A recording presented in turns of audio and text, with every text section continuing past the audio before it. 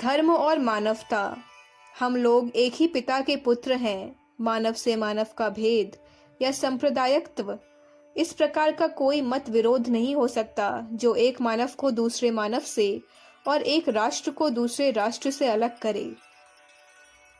मानव जाति एक है, उसमें जाति और वर्ग विभेद नहीं हो सकता।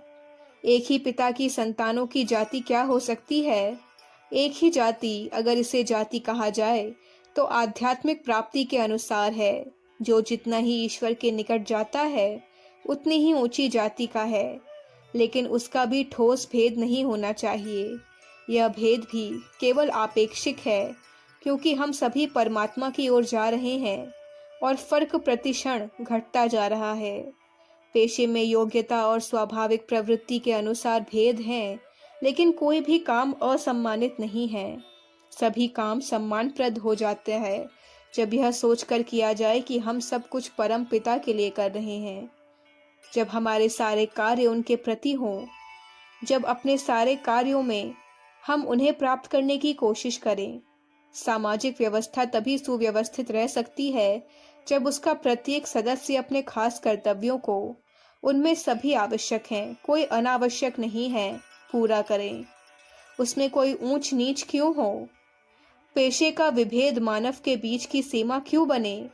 पेशा भेद जो आकस्मिक है के बाहर और आध्यात्मिक प्राप्ति के रास्ते में जो आपेक्षिक है, वास्तव में एक मनुष्य से दूसरे मनुष्य में कोई भेद नहीं है। इन विभेदों के बाहर एक मौलिक एकता है। दरअसल सब मनुष्य समान हैं।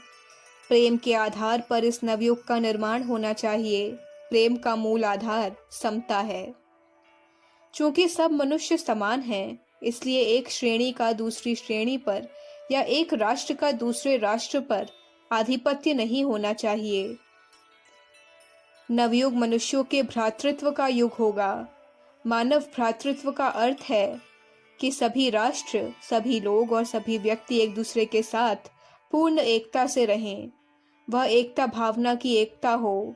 इसके लिए यह भी आवश्यक है कि इस दुनिया में मानव प्रबंध, मानव संबंध और मानव संस्थाओं में ऐसी कोई वस्तु न हो जिससे इस भावना की एकता को टूटने या आघात लगने का जरा भी मौका हो। इस दृष्टिकोण से देखने पर चीजों की व्यवस्था जो अभी भी है पर शीघ्रता से नष्ट हो रही है, जो प्राचीन जंगलीपन की निशानी है, जो आधुनिक सुसंस्कृत और विकसित दिमाग की अपेक्षा प्रारंभिक दिमाग के अनुकूल है, विरोधाभास पैदा करती है और भावना एकता की सृष्टि के रास्ते में बहुत बड़ी बाधा है।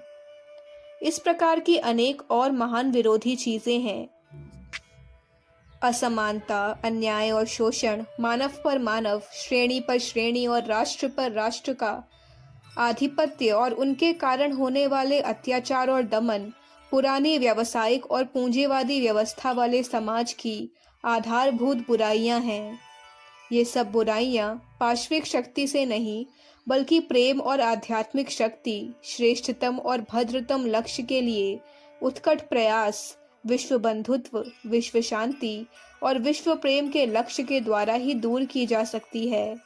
इस प्रकार का लक्ष्य दुनिया के सभी लोगों को एक महान मानव परिवार में परिणत कर देगा, जिसमें ईश्वर सबके पिता होंगे और सभी समान अधिकार, समान सुविधा और उस सांसारिक देन को अपनी आवश्यकता के अनुसार उसकी सेवा करते हुए उपभोग करेंगे।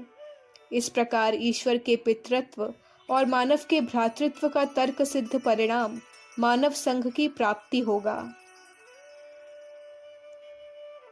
अखंड ज्योति, अप्रैल 1959, पृष्ठ संख्या 33-34। हमारे YouTube चैनल विचार क्रांति दूत अखंड ज्योति पत्रिका को सब्सक्राइब करें एवं अगली वीडियोस प्राप्त करने के लिए बेल आइकन दबाएं। धन्यवाद।